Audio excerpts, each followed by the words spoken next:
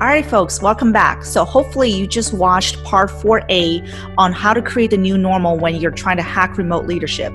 Part 4A was around defining structure and norms, and this video, part 4B, is around the technology and tools for making it happen.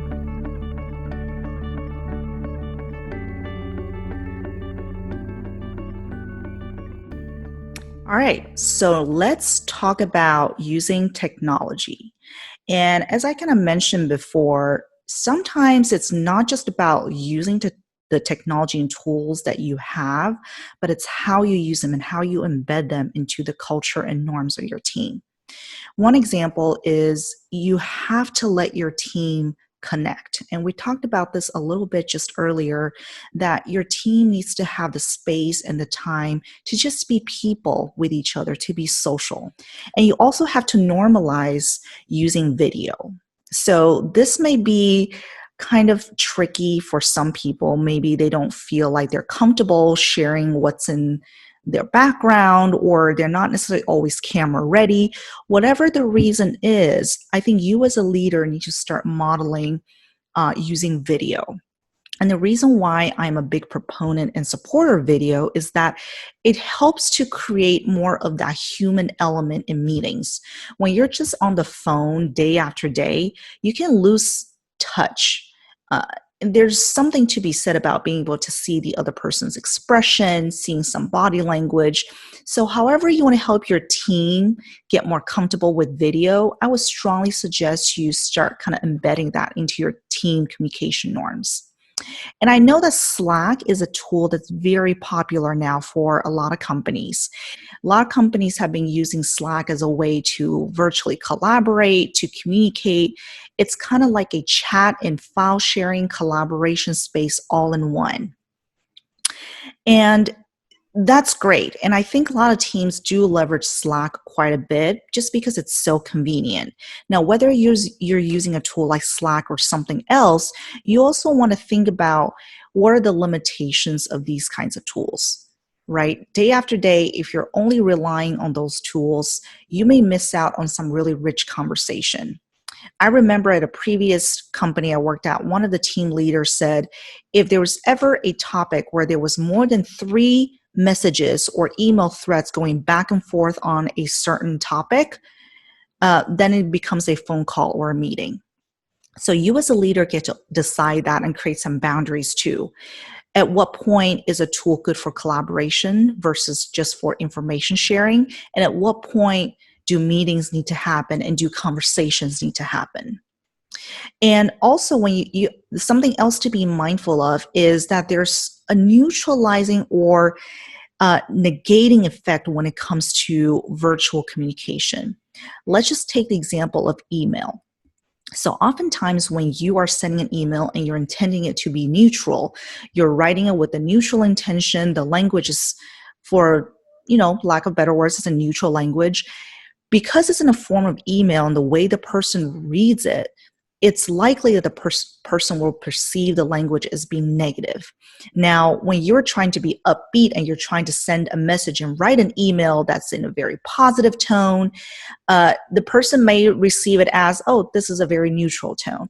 So there's something with virtual communication that takes everything down a notch when it comes to positivity or negativity.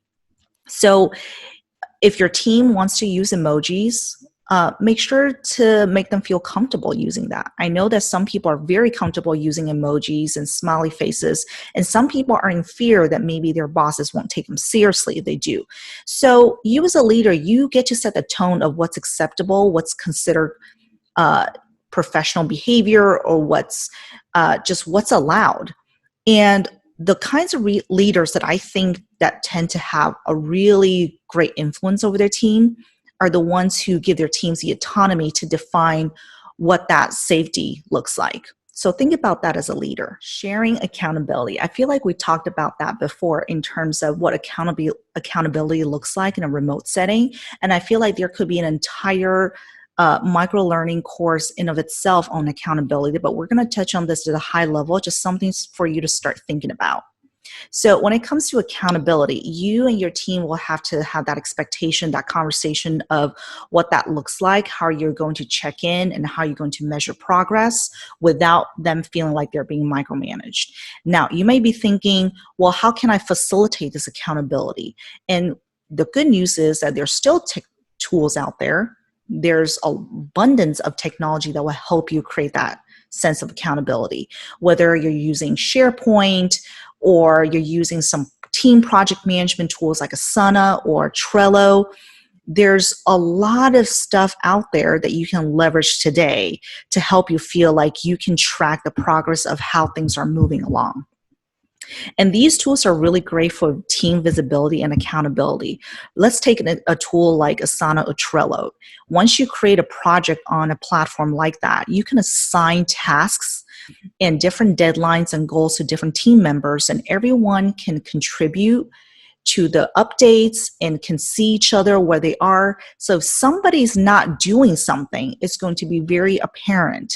And you as a leader don't need to be stepping in to do those checkups or those check-ins, because the team members themselves will create that natural sense of accountability. Last but not least, with tools and technology is that you really need to flex to your team's needs.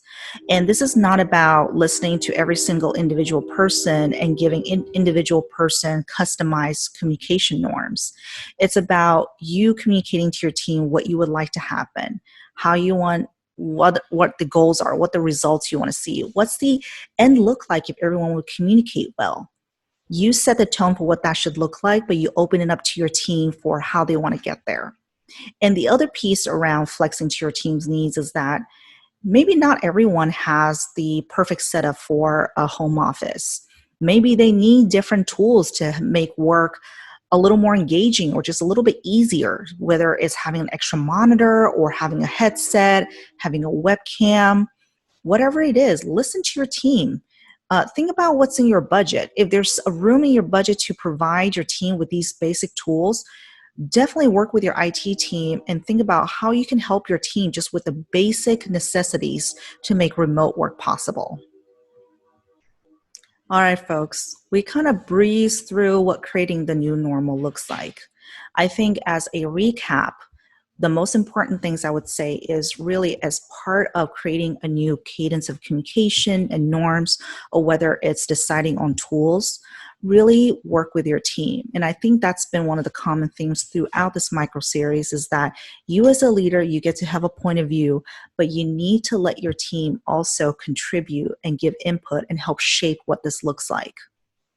So if this resonated with you, or if you have another method that you've tried, please share with me, drop me a comment. And if there's something that you would like to learn further about creating a new normal for your team, drop me a note, go to my website, send me an email, and let's see how we can partner together. Now stay tuned for the last part of my micro-learning series on hacking remote leadership. Part 5 will be the last piece, and it's about showing empathy.